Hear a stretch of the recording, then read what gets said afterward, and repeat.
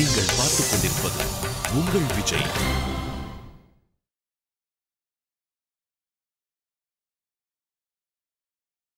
வாசனை மாறாத தாமரை பூவில் வீற்றிருக்கும் பூமன்னு மாதான மகாலட்சுமி நம் பாவங்களையெல்லாம் போக்கி கொடுக்கிறாள் ஆழ்வார் பாடுறார். இதே கொஞ்சம் டிஃபரண்ட் ஸ்டைலில் வேதாந்த தேசிகன் தயாசதகத்தில் சாதிக்கிறார். அதாவது சார்ங்கபாணியான எம்பெருமான் சார்ங்கம்ங்கிற வில்ல கையில் ஏந்திக்கிறாராம். ஏந்திண்டு நம் பாவங்கள் மேலே போர் தொடுக்கிறாராம். பெருமாள் போர் தொடுத்து அழிக்கிற அளவுக்கு நம்ம அவ்வளோ பாவங்கள் பண்ணியிருக்கோம். அதனால பெருமாள் சார்ங்கபாணியாக எழுந்தருளி சார்ங்கம்ங்கிற வில்லேந்து அம்பு தொடுத்து நம்முடைய பாவங்களை எல்லாம் அழிக்கிறதுக்காக ஸ்டார்ட் பண்றார். அப்போ இந்த தயாதேவி என்னும் பிராட்டி இருக்காளே, அவள் தான் அந்த எம்பெருமானுக்கே கவசமாக இருந்து கொண்டு நம்முடைய பாவங்களை அழிக்கும்படி செய்கிறாள். கருணே துரிதேஷு மாமகேஷு பிரதிகாராந்தர துர்ஜயேஷு கிண்ணஹா கவச்சாயித்தையா துவையைவ ஷார்ங்கி விஜயஸ்தானம் உபாசித்தோ விஷாத்ரிம். இந்த தயாதேவியான பிராட்டி இருக்காளே, அவள் தான் எம்பெருமானுக்கே கவசமாக இருந்து உறுதுணையாக இருந்து நம் பாவங்களை அழிக்கும்படி செய்கிறாள், பெருமானுக்கே வெற்றியை பெற்றுக் கொடுக்கிறாள் அப்படின்னு ஸ்லோகம் பண்ணியிருக்கார். சார்ங்கபாணின்னு சொல்றார். எங்க திருக்குடந்தையில எழுந்தருளி இருக்கும் எம்பெருமானுக்கே சார்ங்கபாணின்னு தான் திருநாமம். அந்த பெருமானுடைய கருணை தயையே வடிவெடுத்தவளாகத்தான் கோமளவல்லி தாயார் எழுந்தருளி இருக்கா. அந்த தாயாருடைய கருணைக்கு ஒரு எக்ஸாம்பிள் தேரெழுந்தூர் ஆண்டவன். அவருக்கு வயசான காலத்தில் கொஞ்சம் பார்வை போயிடுத்து, கிட்டத்தட்ட ஃபுல்லாகவே பார்வை போயிடுத்து. அப்போ கோமளவல்லி தாயாரை குறித்து கோமளா தண்டகம் அப்படின்னு ஸ்தோத்திரம் பண்ணார். அந்த ஸ்தோத்திரத்தை எழுதி முடிச்சதுமே பிராட்டி கோமளவல்லி தாயாருடைய அருளால் அவருக்கு கண் பார்வை கம்ப்ளீட்டாக திரும்பிடுத்து. அப்படி கோமளா தண்டகம்னு கோமளவல்லி தாயார் பற்றி ஆச்சரியமான ஸ்தோத்திரம். அதில் ஒரே ஒரு சரணம் மட்டும் விண்ணப்பம் பண்ணுறேன். ஜெய ஜெய ஜெய திவ்ய திந்தி வரச்சாய கூலங்கஷஸ்யந்தி காளிந்தி காமந்த மந்தானி லோதஞ்சி வீச்சி சமீச்சீன வேணி பவத்கேஷ பாஷாதிதி பூத பாத்தோதரே பீத வாசோதரே பிம்ப சோணாதரே ஜிரும்பமாணாமிருதா பீஷு பிம்பாயு தானேஷு சம்பிராப்த சௌந்தர்ய வக்திராரவிந்தே தரஸ்பந்த பக்ஷ்மத்வை பக்ஷசம் லக்ஷ்ய சக்ஷுர்மிலிந்தே சுதாசுத்ரிகுக்தி சலோத்யன்மரந்தே கிரிம் தேஹி தேவீடுத்தும் துவாபிவந்தே ரதஸ்பர்தி குந்தே அனுரஜ்யன் முகுந்தே शरत् पर्वचंद्र क्षरत् चंद्रिका कर्व गर्वैक संकर्ष स्पाररोचि स्फुरन् मंदहासे लस चंद्रहासे तनियोनत भ्रूयुग योपमानीय दामोदमानेषु चंचंचरासे दयासार सारुल्लस दृग्विलासे ततो भक्ति भाजां कृतं हो निवासे मणिमंडल प्रोल्लसत् कुंडले तज्जितोतग्र भाभानु मन्मंडले कंबुदुष्प्राप कंठाभयलंकृते कंसजित् सत्कृते कंजगर्भस्थिते कुंभि कुंभ प्रतिद्वंद्वि वक्षोरुहे बाहुदंभोल्लसत्कल्पकानोकहे शातकुंभद्युते साधु कुंभस्तुते हे सरस्वत्सुते योगी हृद दुर्ग्रहाकार मध्ये महाभोगी मध्ये शयादीश वक्षस्थलावासशीले अखिलाशास्य लीले कला पुष्कले मंजुषिंजान मंजीर चंचत्पदे किंच कंजत्पदे सर्व संपत्प्रदे. இதே மாதிரி இன்னும் 2 சரணங்களும் பாடியிருக்கார். அப்படி அந்த கோமளவல்லி தாயார் சார்ங்கபாணியோட தயையாகவே கருணையே வடிவெடுத்தவளாக எழுந்தருளி இருக்கிறாள். தேரெழுந்தூர் ஆண்டவனுக்கு பார்வையே கொடுத்த தாயார் அவள். அப்படி அந்த மகாலட்சுமி நம் பாவங்களை போக்கி தன் கருணையால் நம்மை சுத்தப்படுத்துகிறாள். அதான் ஸ்ரீநாதி, கிளீன் பண்ணிட்டா நம்மள. அடுத்து 4வது செயல் என்னன்னா ஸ்ரீநாதி. நம்ம பாவங்களெல்லாம் போக்கிவிட்டா அதற்கு மேல நமக்கு அனுகிரகம் பண்ணி நமக்கு உயர்ந்த பக்குவத்தையும் எம்பெருமானிடத்தில் பக்தியையும் அளிக்கிறாள். நம்ம விஜய் டிவி பக்தி திருவிழாவில் கூட வெளியில நோட்டீஸ் போர்டில் பக்திக்கு ஆச்சரியமா டெஃபினிஷன் போட்டிருந்தா. Bhakti is attachment to worship of God அப்படின்னு ஆச்சரியமான டெஃபினிஷன். அந்த பக்தியை நமக்கு வளரச் செய்கிறாள், அதற்கான பக்குவத்தை அருளுகிறாள்.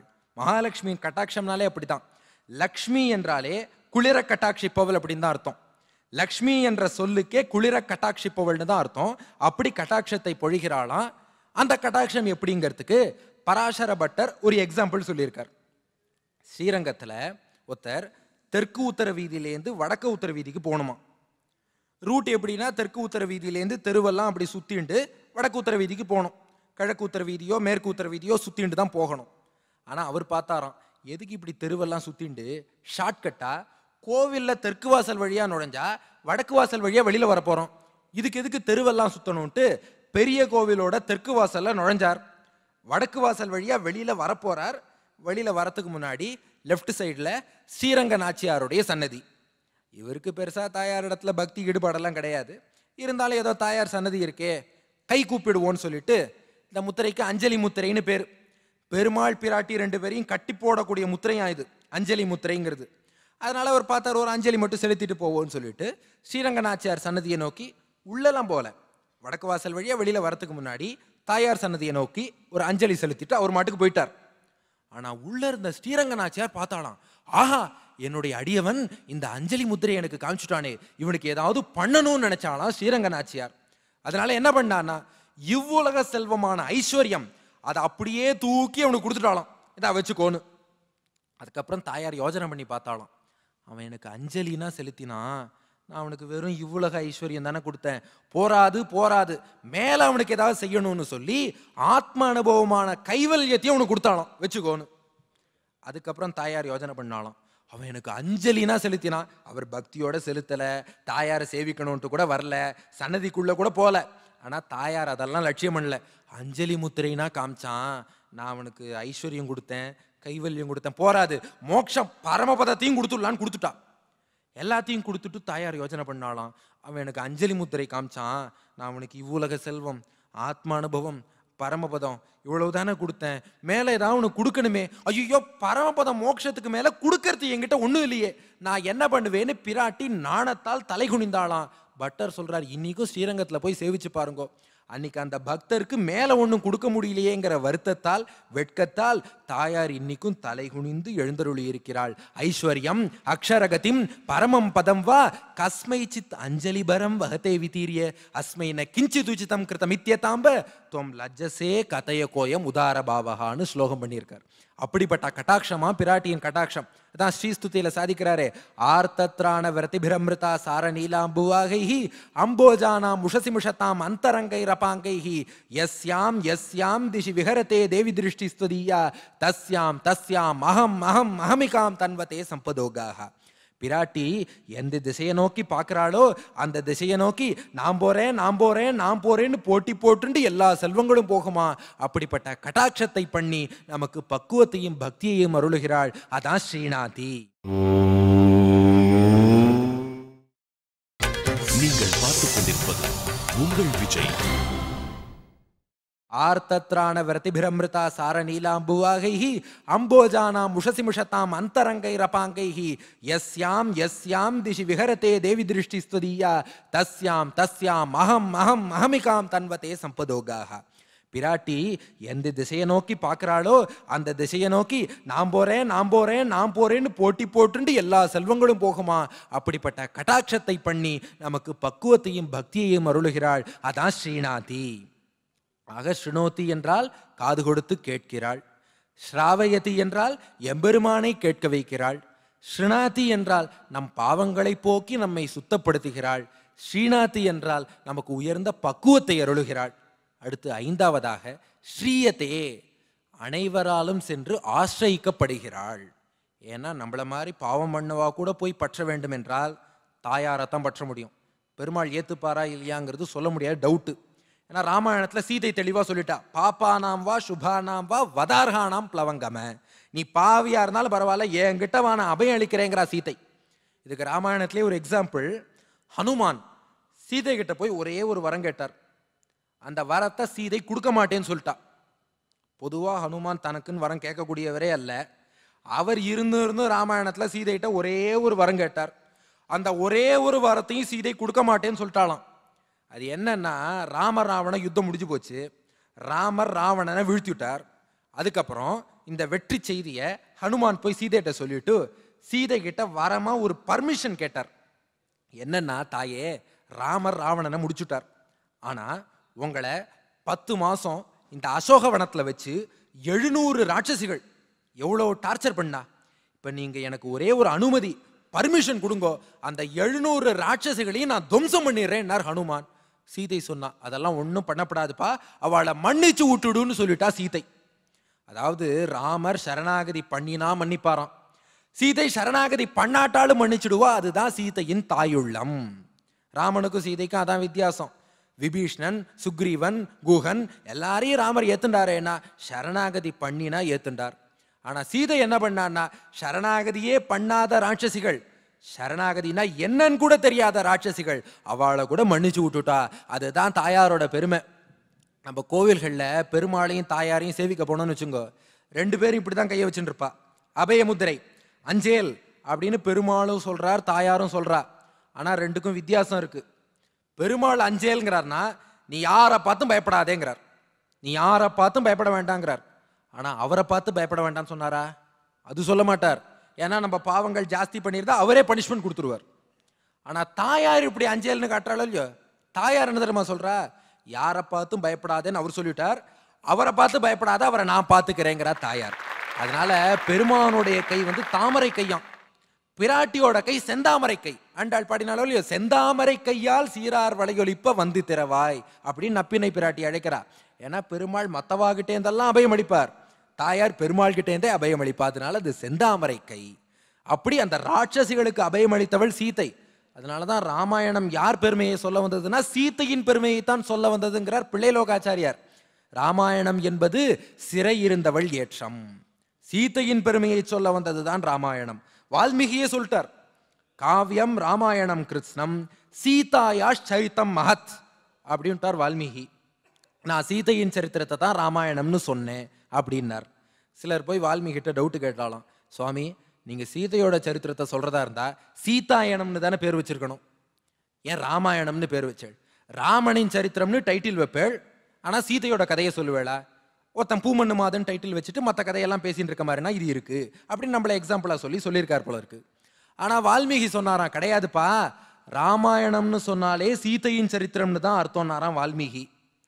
எப்படின்னு கேட்டா, அப்போ வால்மீகி சொன்னாராம், சீதை மகாலட்சுமியோடைய அவதாரம், மகாலட்சுமிக்கு ரமான்னு ஒரு திருநாமம் இருக்கு, ரமாவின் பெருமையை சொல்ல வந்தது ராமாயணம், அதனால ராமாயணம்னா சீதையின் பெருமை ரமாவின் பெருமைன்னு தான் அர்த்தம் அப்படின்ட்டார் வால்மீகி.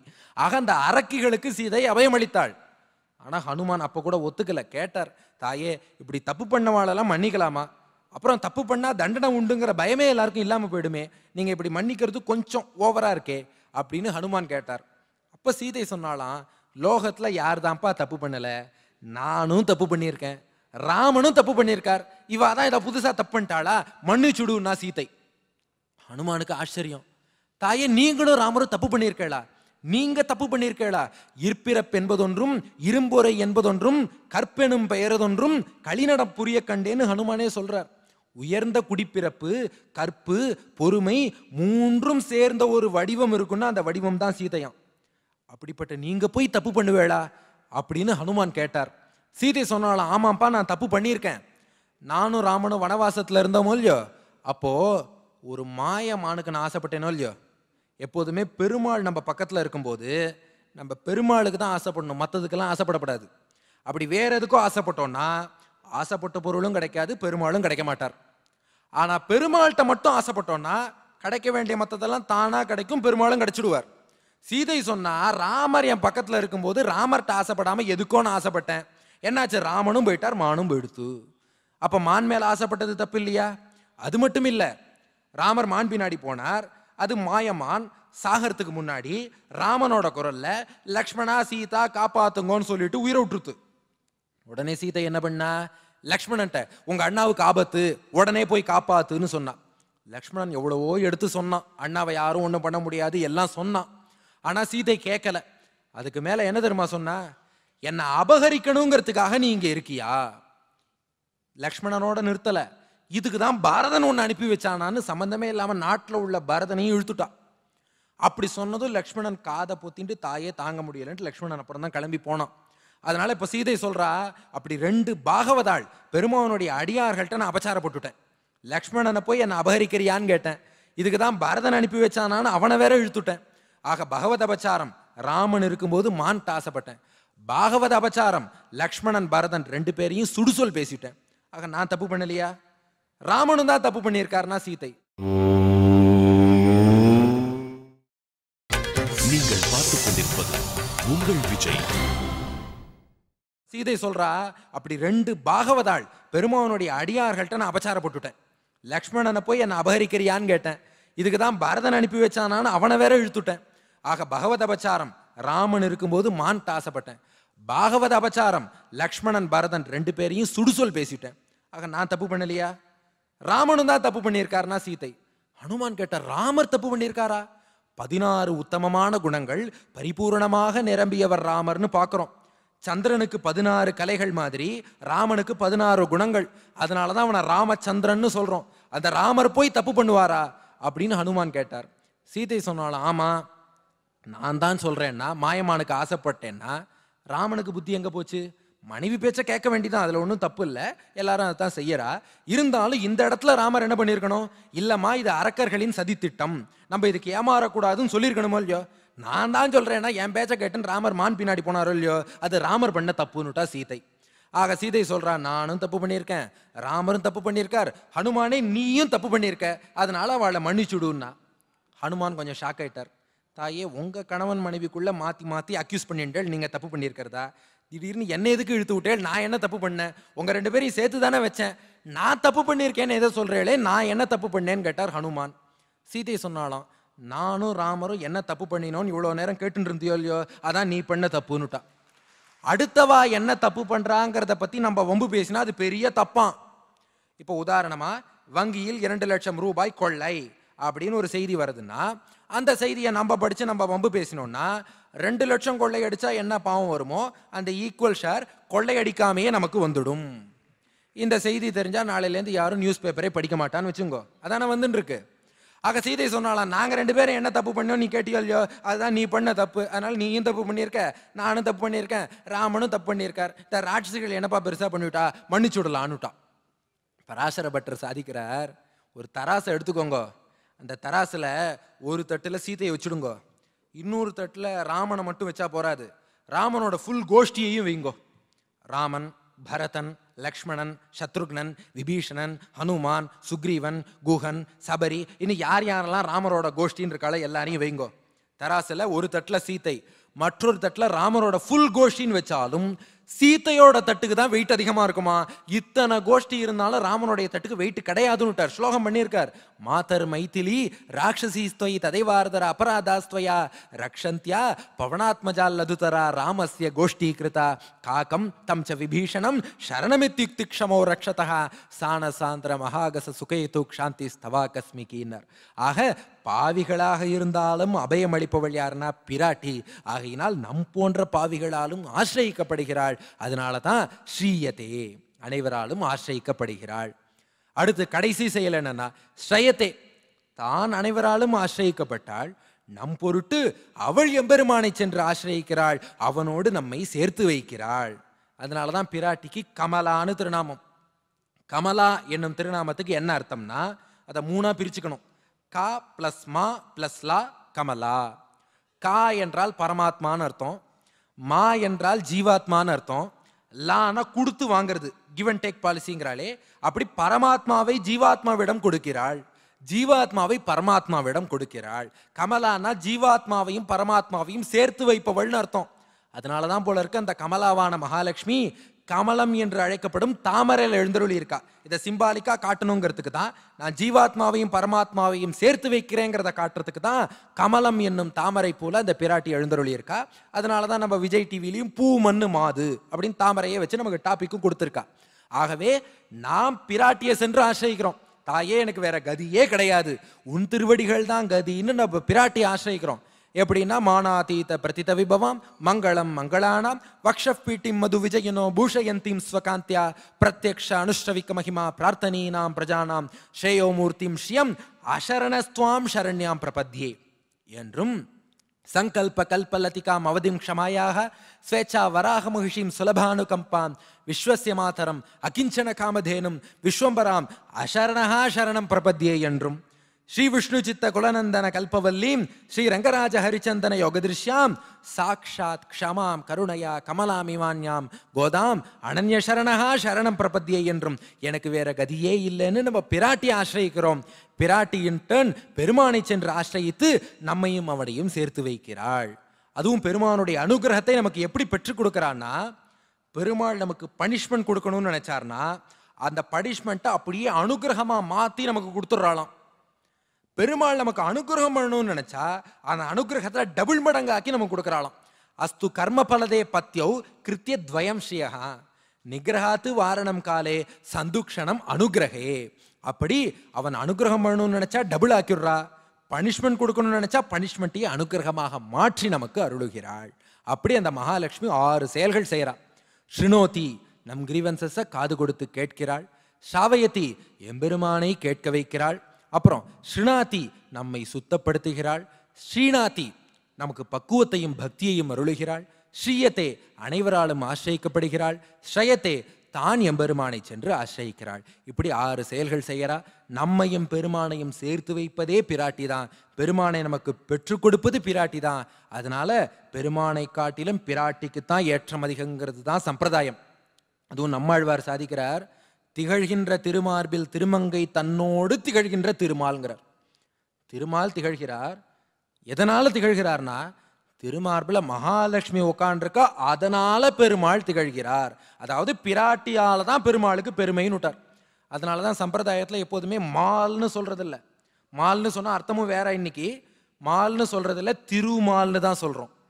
நாராயணன்னு சொல்றதில்ல, ஸ்ரீமன் நாராயணன்னு தான் சொல்றோம். ஏன் சம்பிரதாயத்தையே வெறும் வைஷ்ணவ சம்பிரதாயம்னு சொல்றது இல்லை, ஸ்ரீ வைஷ்ணவ சம்பிரதாயம்னு சொல்றோம். அதனால ஸ்ரீ என்னும் பிராட்டியை முன்னிட்டு தான் பெருமாளையே சொல்வது வழக்கம். ஆழ்வார்கள் எல்லாரும் எம்பெருமானை பாடும்போது பிராட்டியை முன்னிட்டு தான் பாடினா. முதல் ஆழ்வார் பேயாழ்வார், முதல் 3 ஆழ்வார்கள்ல ஒருவர்.